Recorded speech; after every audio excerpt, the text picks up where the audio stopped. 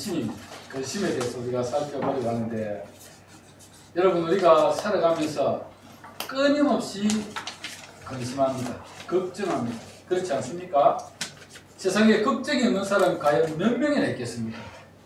저는 아무도 없다고 생각이 듭니다. 아멘. 네, 그렇습니다. 아멘입니다. 모두가 걱정을 하면서 근심하면서 살아갑니다. 학생 때는 성적 걱정, 진학 걱정, 친구와의 관계 걱정 등을 하며 살아갑니다. 그래서 성적이 안 나온다고 몇 주 전에 3명이 상에 올라가서 떨어졌죠. 성적 걱정, 또 친구와의 관계에서 왕따를 당하거나 외톨이가 되거나 관계가 좋지 않으면 또 그것 때문에 학생들이 너무 힘들어하고 그런 걱정들을 하며 살아갑니다. 대학을 마치고 나면 취업 걱정, 직장 생활하면서 생기는 여러 가지 업무에 대한 걱정, 또 앞으로 결혼을 하면 어떻게 해야 되는지, 누구와 결혼해야 될 것인지 하는 결혼에 대한 걱정, 이런 걱정들을 하며 살아갑니다. 결혼을 해서 가정을 이루면 자녀에 대한 걱정, 부모님에 대한 걱정, 또 경제적인 문제로 인하여서 생기는 걱정, 이런 걱정들을 하면서 살아갑니다. 나이가 들어가면서는 건강에 대한 걱정, 저도 이제 60을 바라보니까 하나씩 고장이 나기 시작하는 것 같습니다. 그래서 나이가 들어가면 건강에 대한 걱정, 또 자녀에 대해서 짐이 되지 말아야지 하는 걱정, 뭐 이런저런 걱정들이 인생을 살아가면서 끊임없이 우리 앞에 놓여져 있는 것 같습니다.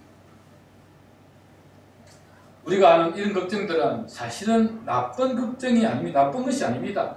적당한 걱정과 스트레스는 우리의 삶에 활력을 주는 원동력이 되기도 합니다. 이런 걱정이 없으면 우리가 어떻게 살아가야 될까를 하면서 노력하지 않게 되고 수고하지 않게 됩니다. 아니, 오히려 걱정을 전혀 하지 않는 사람들이 문제일 때가 많습니다.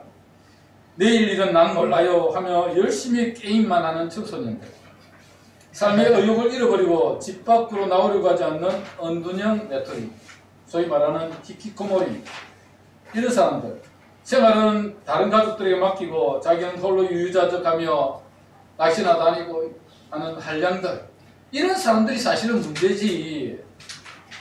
적당한 걱정, 적당한 스트레스는 우리가 더욱 그 일에 매진하고 힘을 내기 위한 동력이 될 수 있다는 것입니다. 그래서 여러분, 우리가 걱정을 전혀 안 할 수는 없고 또 하는 것이 당연하고 또 적당한 스트레스가 우리로 힘을 내게 하는 동력이 될 수 있는 것입니다. 그렇다면 성경에서는 이 걱정에 대해서, 근심에 대해서 어떻게 말을 하고 있을까요? 성경은 근심을 두 가지로 나눕니다. 첫째는 하나님의 뜻대로 하는 근심이고, 둘째는 세상 근심입니다. 오늘 보면 10절을 보시면 이렇게 기록되어 있죠. 하나님의 뜻대로 하는 근심은 후회할 것이 없는 구원에 이르게 하는 회개를 이루는 것이요, 세상 근심은 사망을 이루는 것이니라. 우리가 세상을 살아가면서 하나님 안에서, 믿음 안에서 하는 근심은 유익을 줍니다. 즉 하나님의 뜻대로 하는 근심은 우리에게 유익한 것입니다. 하나님의 뜻대로 하는 것입니다. 그것이 유익하다라고 말씀하고 있는데 왜 유익할까요? 몇 가지 이유가 있는데, 그 첫 번째로 보면 우리에게 근심이 생길 때 우리는 하나님께 나아가 기도하게 됩니다. 세상 일에 바빠서 하나님 없이 살아갈 때가 많은데, 좋은 때는 하나님 잘 찾지 않습니다. 그렇죠? 막 좋고 기쁘고 행복할 때는 하나님 잘 찾잖아요. 그런데 문제가 생기고 걱정이 생기고 어려움이 생기면 우리는, 예수 믿는 사람은 하나님께로 나아갑니다. 기도의 자리로 나아갑니다. 하나님의 도움을 구하며 나아가는 것입니다. 빌립보서 4장 6절에는 이렇게 말씀하고 있습니다. 아무것도 염려하지 말고 오직 모든 일에 기도와 간구로 너희 구할 것을 감사함으로 하나님께 아뢰라. 그리하면 모든 지각에 뛰어난 하나님의 평강이 그리스도 예수 안에서 너희 마음과 생각을 지키시리라. 아무것도 염려하지 말고, 염려 대신 뭐하고요? 기도하라. 기도하라. 기도하면 하나님께서 너희 마음과 생각을 지켜주실 것이다. 아멘. 그렇습니다. 우리 예수 믿는 사람은 근심 걱정이 있으면 하나님께 나아가 기도합니다. 베드로전서 5장 7절에도 이렇게 말씀합니다. 너희 염려를 다 주께 맡겨버리라. 이는 저가 너희를 권고하심이니라. 그렇게 말씀하고 있습니다. 하나님께 맡겨버리라는 겁니다. 근심은 걱정은. 그러면 하나님께서, 우리 주님께서 우리에게 마음의 평안을 주시고 기쁨을 주십니다. 요한복음 14장 1절에도 보면 이렇게 말씀합니다. 너희는 마음에 근심하지 말라. 하나님을 믿으니 또 나를 믿으라. 그렇게 말씀하고 있고, 요한복음 14장 27절에도 평안을 너희에게 끼치노니 곧 나의 평안을 너희에게 주노라. 내가 너희에게 주는 것은 세상이 주는 것 같이 아니하니라. 너희는 마음에 근심도 말고 두려워하지도 말라. 그렇게 말씀하고 있습니다. 하나님께서는 우리에게 평안을 주시겠다고 말씀합니다. 근심도 말고 두려워하지 말고 하나님께 맡기라. 기도하라. 그러면 지각이 때는 하나님의 평강이 너희 마음과 생각을 지킬 것이다. 그렇게 말씀하고 있는 것입니다.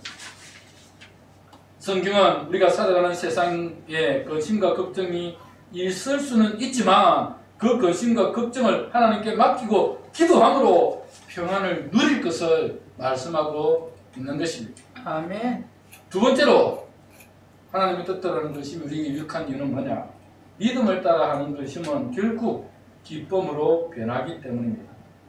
요한복음 16장 20절에 보면 이렇게 말씀합니다. 내가 진실로 너희에게 이르노니 너희는 곡하고 애통하리니 세상이 기뻐하리라. 너희는 근심하겠으나 너희 근심이 도리어 기쁨이 되리라. 아멘. 그렇죠. 우리가 세상에서 때로는 고난도 당하고 어려움도 당합니다. 그래서 세상 사람들이 비웃습니다. 그러나 끝까지 하나님을 믿고 의지하고 기도하고 나가는 사람은 어떻게 해요? 근심이 변하여 기쁨이 되게 할 것이다. 아멘. 그렇습니다. 요한복음 16장 22절에도 이렇게 말씀합니다. 지금은 너희가 근심하나 내가 다시 너희를 보리니 너희 마음이 기쁠 것이요 너희 기쁨을 빼앗을 자가 없느니라. 아멘. 지금은 근심하지만 내가 너희를 다시 보게 되면 너희 마음에 기쁨이 있을 것이고 너희 기쁨을 빼앗을 자가 없을 것이다. 그렇게 말씀하고 있습니다. 베드로전서 1장 6절에도 이렇게 말씀합니다. 그러므로 너희가 이제 여러 가지 시험을 인하여 잠깐 근심하게 되지 않을 수 없었으나 오히려 크게 기뻐하도다. 그렇게 말씀하고 있습니다. 여러 가지 시험으로 인해서 잠깐 근심할 수는 있지만 나중에는 크게 기뻐하게 될 것이다. 그렇게 말씀합니다. 빌립보서 2장에서는 빌립보 교회가 파송했던 에바브로 디도가 병이 들어 죽게 되었을 때 바울과 빌립보 교회 성도들이 매우 근심했습니다. 걱정했습니다. 에바브로 디도는 빌립보 교회가 바울에게 선교원금을 들려서 보내었던 목회자였습니다. 근데 그 에바브로 디도가 바울 곁에서 바울을 섬기다가 병이 들어서 죽게 되었습니다. 죽을 병에 걸린 겁니다. 바울도 걱정이 되었고 빌립보 교인들도 걱정이 되었습니다. 그때 하나님께 바울도 기도했고 빌립보 교회 성도들도 기도했습니다. 하나님께서 그 기도를 들으시고 기도의 병을 고쳐주셨고 회복하게 해주셨습니다. 그래서 그 근심이 변하여 기쁨이 되었습니다. 빌립보서 2장 26절 27절을 보면 이렇게 기록되어 있습니다. 그가 너희 무리를 간절히 사모하고 자기 병든 것을 너희가 들은 줄 알고 심히 근심한지라. 저가 병들어 죽게 되었으나 하나님이 저를 긍휼히 여기셨고 저뿐 아니라 또 나를 긍휼히 여기사 내 근심 위에 근심을 면하게 하셨느니라. 아멘. 에바브로 디도가 병이 되었습니다. 그래서 그것 때문에 걱정했으나 바울도 걱정하고 빌립보 교인들도 걱정했으나 그러나 하나님께서 긍휼을 베푸시고 그들의 기도를 들으시고 그래서 그들에게 기쁨을 주셨습니다. 오늘 본문도 주님의 교회를 위한 근심이 결국은 고린도 교회가 회개하며 구원에 이르게 되는 은혜를 누리게 되었습니다. 그래서 바울은 이 일로 인해서 큰 기쁨을 누릴 수 있었다. 그렇게 말씀합니다. 오늘 본문 9절 10절 한번 보시기 바랍니다. 이렇게 기록되어 있습니다. 내가 지금 기뻐함은 너희로 근심하게 한 까닭이 아니요 너희가 근심함으로 회개함에 이런 까닭이라. 너희가 하나님의 뜻대로 근심하게 된 것은 우리에게서 아무 해도 받지 않게 하려 함이라. 하나님의 뜻대로 하는 근심은 후회할 것이 없는 구원에 이르게 하는 회개를 이루는 것이요 세상 근심은 사망을 이루는 것이니라 그렇게 말씀하고 있습니다. 오늘 이 본문의 배경을 우리가 이해를 하면 이 말씀을 더 잘 이해할 수 있습니다. 우리가 고린도 전후서를 계속 공부를 했기 때문에 어느 정도 여러분이 이 본문의 배경을 알고 있을 것이라고 생각이 듭니다. 고린도 교회는 바울이 몇 차 선교회 때 세운 교회입니까? 2차죠? 2차 때. 3차 때는 에베소 교회. 2차 때 세운 교회가 고린도 교회입니다. 바울이 2차 선교회 때 이 고린도 교회를 세우면서 약 18개월 머물면서 복음을 전하고 교회를 세웠습니다.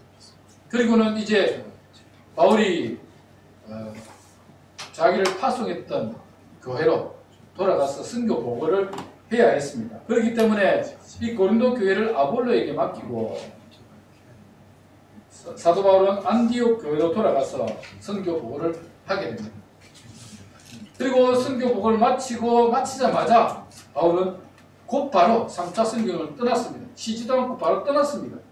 왜냐하면 에베소 교회를 세워야 했었는데 2차 선교회 때 에베소 교회를 세우려고 했었는데 하나님께서 그들을 마게도냐로 건너가게 하시고 그래서 마게도냐와 저 고린도까지 가서 교회를 세우게 하시고 그리고 돌아오게 하셨습니다. 그래서 바울 사도는 3차 선교 여행 때는 바로 떠나서 에베소 지역으로 갔습니다. 그곳에 가서 복음을 전하여 에베소 교회를 세웠습니다. 에베소 교회를 세웠는데 그 에베소 지역에 있을 때에 고린도 교회 소문을 들었습니다. 무슨 소문을 들었습니까? 고린도 교회가 큰 시험에 빠졌다는 겁니다. 고린도 교회가 큰 시험에 빠져서 그래서 고린도 교회가 여러 가지 문제를 가지고 있었습니다. 그 여러 가지 문제를 가지고 있다는 소식을 듣고 첫 번째 기록한 성경이 고린도전서입니다. 고린도전서에 보면 우리가 살펴봐서 잘 아시죠? 고린도 교회 여러 가지 문제들을 바울 사도가 지적하고 있습니다. 단파 문제, 또 음행의 문제, 또 세상 법정에 호소하는 문제, 여러 문제들을 바울 사도가 지적하면서 너희가 하나님의 자녀로서 그리스도인으로서 어떻게 그렇게 할 수 있느냐? 회개해야 된다. 바로 세워야 된다. 교회를 바로 세워야 된다. 라고 그렇게 지적하면서 그것을 고치기를 원했습니다. 그런데 고린도 교회는 바울의 책망을 듣고는 고치려고 하기는커녕 유대에서 건너온 무리들의 말을 듣고 바울을 공격하기 시작합니다. 바울은 진짜 사도가 아니다. 예수님의 제자는 12명 뿐이다. 그들만이 사도인데 어떻게 바울이 사도가 될 수 있느냐? 라고 시작해서 바울의 사도권을 문제 삼았고 그뿐만 아니라 바울이 거짓말쟁이라고 이야기를 했습니다. 왜냐하면 바울이 다시 오겠다고 이야기했는데 시간이 지나도 바울이 자기 고린도 교회를 방문하지 않는 겁니다. 그래서 바울은 거짓말쟁이고 겁쟁이다. 두려워서 못 오는 거다. 라고 하면서 바울을 공격했습니다. 그리고 바울이 예루살렘 교회를 위해서 헌금한 그 모금했던 그 헌금을 가지고도 이야기를 하는 겁니다. 바울이 자기의 욕심을 채우기 위해서 헌금을 모금하는 것이다. 온갖 루머들이 다 퍼졌습니다. 그래서 바울 사도는 위기를 느꼈습니다. 왜냐하면 자기가 그렇게 눈물로 세웠던 고린도 교회가 지금 무너질 위기에 놓여 있어요. 당파 싸움, 또 바울이 전한 복음을 그들이 배척하고 받아들이려고 하지 않았고 거짓 사도들 그대로부터 온 자들에게 교회가 넘어갔어. 지금 교회가 무너질 위기에 놓여 있었기 때문에 바울 사도는 그 고린도 교회를 위해서 눈물로 편지를 썼습니다. 그 눈물로 쓴 편지를 디도편에 보내고 디도가 그것을 가지고 고린도 교회에 갔습니다. 갔는데 고린도 교회에서 그 편지를 전해주고 돌아와야 될 시간이 지났는데도 불구하고 안 오는 겁니다. 바울 사도가 3차 선교를 떠나면서 에베소를 지나서 드로아에까지 갔습니다. 드로아가 어딘 줄 알고 계시죠? 유럽을 건너가기 바로 전에 그 드로아에까지 갔습니다. 드로아에까지 갔는데 거기서 복음의 문이 열렸지만 디도가 더디옴으로 말미암았어요. 바울 사도가 드로아에서 어디로? 마게도냐로 유럽으로 건너갔다. 성경이 그렇게 기록하고 있습니다. 그래서 그 마게도냐에 건너가서 복음을 전하면서 디도를 기다리고 있었는데 드디어 디도를 만났습니다. 디도가 가지고 온 소식은 기쁜 소식이었습니다. 바울이 눈물로 편 편지를 이 고린도 교회가 받아들고는 거짓 선지자들을, 거짓 전도자들을 몰아내고 교회가 정상화되어 가고 있다는 기쁜 소식을 듣게 되었습니다. 이 소식을 들은 바울은 매우 기뻐했습니다. 오늘 본문에도 이런 바울의 기쁨이 많이 표현되어 있습니다. 7절에 보면 나로 더욱 기쁘게 하였느니라. 9절에도 보면 내가 지금 기뻐하면, 13절에도 보면 디도의 기쁨으로 우리가 더욱 많이 기뻐하면, 16절에도 범사에 담대한 거로 기뻐하노라 라고 하면서 기쁨에 대해서 계속 표현하고 있습니다. 바울이 고린도 교회에 대한 염려가 얼마나 컸는지를 보여주는 본문이며, 고린도 교회 문제가 해결되었을 때 바울의 기쁨이 얼마나 컸는지를 보여주는 죄송합니다. 본문이기도 합니다.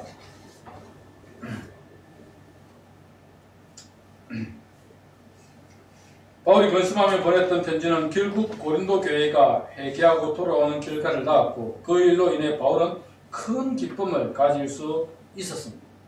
사랑하는 여러분, 하나님의 뜻대로 하는 근심은 결국 우리에게 큰 기쁨을 가져다 주는 축복의 통로가 됩니다. 바울 사도가 고린도 교회에서 근심하며 걱정하며 눈물로 편지를 썼고, 디도가 늦게 오니까 더 마음이 조급했고 더 근심이 있었는데, 그런데 디도가 왔어. 그 기쁜 소식을 전할 때 그의 마음이 얼마나 기뻤는지를 오늘 본문은 우리에게 보여주고 있는 것입니다. 하나님의 뜻대로 하는 것이 결국은 우리에게 축복의 통로가 된다는 겁니다. 우리는 세상 근심이 아니라 하나님의 뜻을 이루기 위한 근심을 해야 합니다. 반면에 성경은 세상 근심에 대해서도 말씀하고 있습니다. 세상 근심도 있다는 겁니다. 어떤 게 세상 근심일까요? 첫째는 우리가 할 수 없는 문제로 지나친 염려를 하면 안 된다는 겁니다. 할 수도 없는데 너무 염려에 매여서 그 염려 속에서 낭망하고 낙심해서는 안 된다는 것입니다. 결국 그 염려 때문에 우리는 병에 걸릴 수도 있고 낙심하여 포기하는 삶을 살 수도 있는 것입니다. 그래서 우리를 향해서 너무 지나친 염려를 하지 말라고 말씀합니다. 마태복음 6장 27절에 보면 이렇게 말씀합니다. 너희 중에 누가 염려함으로 그 키를 한 자나 더 할 수 있느냐? 그렇죠. 한 자가 몇 센치입니까? 네, 한 자가 약 45cm 정도, 그 정도 되는, 우리가 염려한다고 우리 키를 한 45cm를 키울 수 있습니까? 못 키웁니까?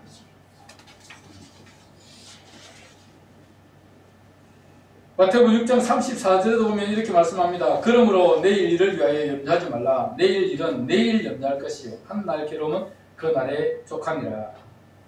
많은 사람들이 일어나지도 않는 일들 때문에 걱정하고 염려합니다. 하지 않아도 되는 걱정을 샅샅하는 사람들이 너무 많습니다. 참 사람들 보면 너무 지나친 걱정을 하는 사람도 있어요.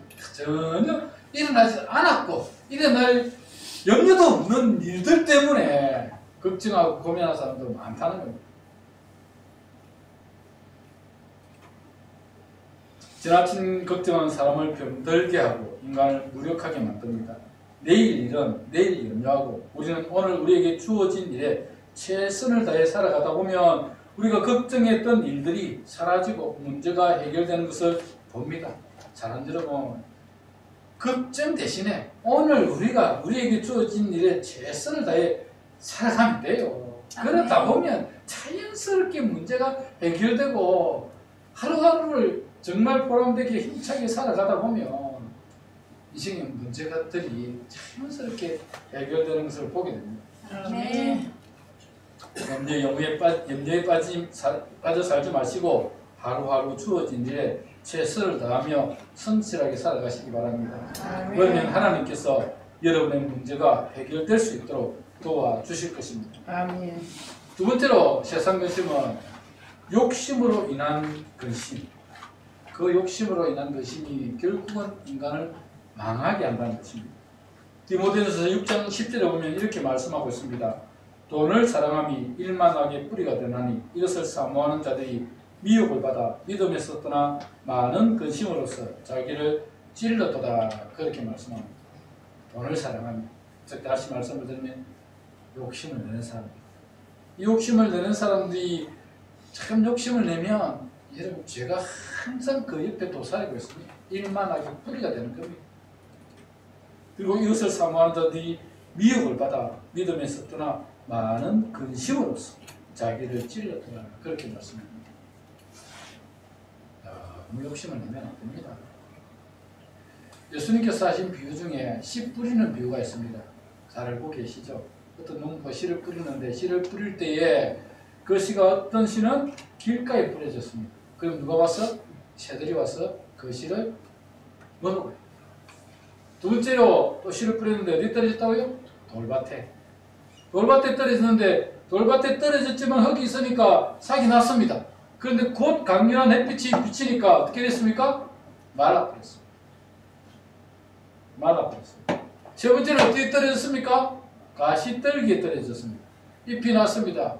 그리고 자라기 시작합니다. 그런데 가시가 그 기운을 막아버리니까 그러니까 그 씨가 자라긴 했지만 결국은 열매도 맺지 못하고 거기서 멈춰버립니다. 이 가시나무에 떨어진 그 씨의 비유에서 예수님께서 뭐라고 말씀하셨는가 하면 이렇게 말씀하셨습니다. 마가복음 4장 19절에 보면 이렇게 기록되어 있습니다. 세상의 염려와 재리 유혹과 기타 욕심이 들어와 말씀을 막아 결실치 못하게 되는 자요. 그렇게 말씀합니다. 세상의 염려, 즉 세상 걱정과 또는 재리 유혹, 재물에 유혹됩니다. 그래서 결실하지 못하는 자, 이런 자를 가시떨기에 떨어진 자라고 그렇게 표현하고 있습니다. 그렇습니다. 인간의 욕심은 결국 세상 염려를 만들어내고 그 결과는 사망에 이르게 됩니다. 야고보서 1장 15절에 보면 이렇게 기록되어 있죠. 욕심이 잉태한 적 죄를 낳고 죄가 장성한 적 사망을 낳느니라. 욕심은 결국 죄를 낳게 됩니다. 죄는 결국 사망에 파멸에 이르는 결과를 낳게 되는 것입니다. 결국 인간의 욕심으로 생긴 그 심은 파멸로 끝이 나고 맙니다. 요술항아리라는 동화책이 있습니다. 혹시 읽어본 분이 계십니까? 요술항아리라는 동화책이 있는데 거기 보면 이런 내용들이 있습니다. 옛날에 어느 마을에 부지런한 농부가 살고 있었습니다. 그 농부는 매번 열심히 일을 해서 욕심쟁이 부자 영감의 밭을 샀습니다. 밭을 사서 밭에 일하러 나갔는데 나가서 일하는 도중에 항아리 하나를 발견했습니다. 비어있는 항아리였습니다. 밭일을 끝내고 항아리를 들고 왔습니다. 그리고 그 안에 항아리 안에다가 호미를 하나 넣어두고는 잠을 잤습니다. 그 다음날 가보니까 그 항아리에 호미가 2개가 있는 거예요. 야, 신기하다 라고 하면서 이 항아리가 혹시 요술 항아리가 아닐까 라고 생각을 했습니다. 그래서 이 농부가 그날 다시 호미를 하나 더 넣고 잠을 잤는데 그 다음날 보니까 또 하나 더 생긴 겁니다. 진짜 요술 항아리인 겁니다. 그래서 농부는 야, 정말 이 요술 항아리가 하나를 넣으면 하나가 더 생기는구나 라고 생각을 하고 거기다 엽전을 하나를 넣고 잠을 잤습니다. 그 다음날 보니까 엽전이 2개가 생긴 겁니다. 그래서 매일매일 돌을 넣고 잤는데 그러다 보니까 엽전이 엄청나게 많이 생기게 되었습니다. 그런데 그 소문이 퍼지지 않겠습니까? 그 소문이 마을 전체에 퍼졌습니다. 농부의 밭을 팔았던 부자의 몸이 보니까 야, 자기에게 밭을 샀는데 그 밭에서 항아리가 나왔는데 그 항아리가 요술 항아리였다. 하나를 넣으면 또 하나가 더 생기는 항아리였다 라고 생각하고 이 부자의 감이 그 농부에게 그 항아리를 빼앗아오기 위해서 찾아갔습니다. 그리고 이렇게 말합니다. 내가 땅을 팔았지 이 항아리를 팔지는 않았다. 항아리 내놔라. 그랬습니다. 그러니까 농부도 지지 않았죠. 아니 내가 샀는데 무슨 소리 하노? 내가 샀잖아. 그렇게 하겠습니다. 결국은 이 항아리를 들고 이 농부와 부자 영감이 관아에 찾아갔습니다. 사또가 재판을 하려고 딱 써보니까 자초지종을 들어보니까 이 항아리가 요술 항아리라는 거예요. 그래서 사또가 욕심이 잘 생겨요. 내가 저 항아리만 있으면 부자가 되겠는데. 그래서 사또가 일단은 그 항아리를 내 방 안에 갖다 놔라. 그렇게 이야기했습니다. 그래서 갖다 놨습니다. 재판은 나중에 하겠다. 그런데 그 항아리가 집에 있으니까 이 사또의 아버지가 그 항아리가 신기하니까 들여다보다가 그 항아리에 빠져버렸습니다. 그래서 그 아버지가 막 고함을 쳤습니다. 살려달라고 막 고함을 쳤습니다.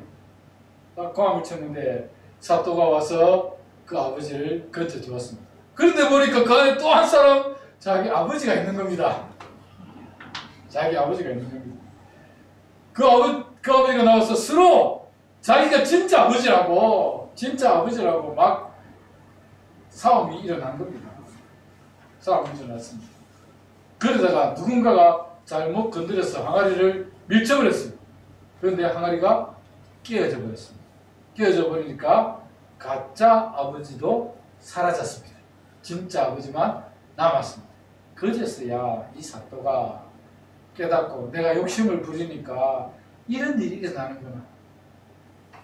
아버지가 둘이나 생기고 아버지를 아버지라 부를 수 없고 이런 일이 발생하는구나 라고 생각을 해서 그때부터 이 사또가 욕심을 내려놓고 정말 백성들을 사랑하고 아버지에게 효를 다하는 그런 사또가 되었다고 합니다. 그 이야기를 들었던 욕심 많은 영감도 야 내가 욕심을 내었다면 우리 집에도 이런 화가 찾아오지 않았을까 라고 생각을 하고 그도 깨닫고 다시는 욕심을 부리지 않고 그렇게 사람들을 사랑하면서 그렇게 살았다고 합니다. 그리고 농부도 내가 열심히 일을 해서 버는 돈이 진짜 돈이지 이렇게 욕심을 내어서 가지는 돈은 진짜 내 돈이 아니구나 라고 깨닫고 열심히 일을 하며 살았다고 합니다. 여러분 근심은 욕심이 많은 데서 생겨나고 재앙은 탐심이 많은 데서 나온다고 합니다. 그렇습니다. 근심은 욕심이 많으면 여러분 돈이 많으면 근심 없이 살 것 같지요. 돈이 많으면 다 걱정이 많이 생깁니다. 여러분 지금 사는 삶이 제일 행복합니다. 아멘. 비록 돈은 좀 없지만 빚은 좀 있지만 그런데 지금 사는 삶이 최고 행복한 삶이에요. 지킬 것이 많으면 다 걱정도 많고 고민도 많아지게 되어 있습니다. 또 탐욕이 많으면 재앙이 찾아오게 되어 있습니다. 돈 많은 집에 더 도둑이 끓고요. 강도가 더 많이 생기게 되어 있습니다. 근심은 욕심이 많은 데서 생겨나고 재앙은 탐심이 많은 데서 나온다. 이 문장은 명심보감 장기편에 있는 가르침입니다. 탐욕은 사람의 눈을 멀게 하며 끝없는 욕심은 결국 자신을 파괴한다는 내용입니다. 세상의 모든 고통은 더 많이 가지려고 하는, 더 높아지려고 하는, 더 많이 사랑받고 싶어하는 욕심 때문에 생기는 것입니다. 남들보다 더 많이 갖는다고, 남들보다 더 높이 올라간다고, 남들보다 더 사랑받는다고 해서 정말 행복해질까요? 그리고 얼마만큼 가지고 얼마만큼 높이 올라가야 만족할까요? 욕심은 끝이 없습니다. 그리고 남들과의 비교로 인한 욕심은 갈증나게 하며 사람을 파멸에 이르게 합니다. 여러분, 다른 사람들과 비교해서 나 자신을 그렇게 낮추면 안 됩니다. 저 사람은 맨날 좋은 옷 입고 좋은 차 타고 맛있는 거 먹고 다니는데 우리 집은 맨날 이렇게 사노. 비교하면 다 뭐 마름이 생깁니다. 갈등이 생긴다. 비교할 필요가 없습니다. 내가 하루에 세끼 먹고 사는 것 그것을 만족하고 감사해야지요. 그 사람도 다른 사람도 아무리 부자도 세끼 이상 잘 못 먹습니다. 네. 4끼 5끼 먹으면 병듭니다. 그 사람들은. 하루 세끼 먹고 살아가는 것에 감사하고 따뜻한 집에서 살아가는 것에 감사할 줄 알아야 됩니다. 아멘.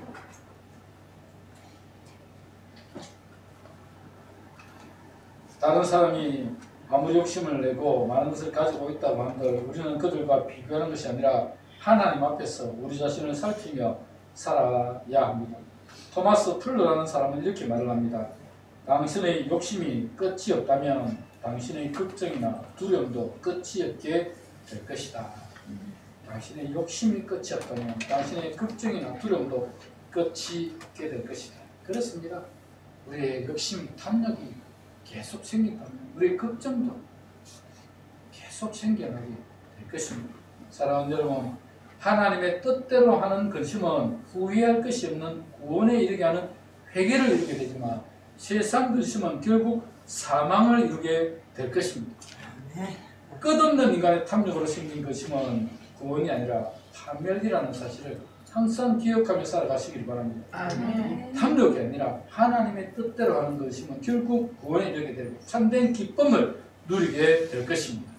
사랑하는 여러분들이 욕심을 내려놓고 말씀의 거울에 자신을 비춰가며 살아가시길 바랍니다. 아멘. 그렇게 말씀 앞에 살아가다 보면 기쁨이 생깁니다. 물론 문제가 생기고 걱정할 일도 생길 수 있습니다. 그때마다 우리는 어떻게 한다고요? 하나님 앞에 나가 그 모든 염려를 내려놓고 기도합니다. 기도하면 하나님께서 우리의 기도를 들으시고 우리에게 참된 평안을 가르쳐다 주실 것입니다. 사랑하는 여러분, 정말 우리가 우리의 마음속에 있는 이 탐욕을 없애야 합니다. 그리고 너무 세상 걱정에 사로잡혀서 주눅들거나 절망하며 살아서도 안 됩니다. 하나님께 맡기고 기도하고 하나님의 은혜를 구하며 살아야 합니다. 아니 하나님의 뜻대로 하는 근심은 그렇게 살 수밖에 없습니다. 왜냐하면 하나님을 의지하고 하나님이 기뻐하시는 일들을 위해서 살아가다 보니까 때로 근심도 생기고 걱정도 생깁니다. 그런데 하나님께 그 문제를 가지고 기도합니다. 우리 하나님이 기도를 들으시고 그 모든 걱정, 근심들을 다 해결해 주신다니까요. 아멘. 믿음으로 한번 그렇게 보시기를 바랍니다. 하나님께서 여러분의 문제를 해결해 주시고 마음에 참된 평안을 주실 것입니다. 아멘. 사랑하는 여러분들이 세상 근심이 아니라 하나님의 뜻을 따라 살아가시며 모든 염려 걱정을 다 하나님께 맡기고 기도함으로 주님이 주시는 참된 평안을 누리며 살아가는 여러분 다 되시기를 주님의 이름으로 축복합니다. 아멘. 말씀 기억하면서 함께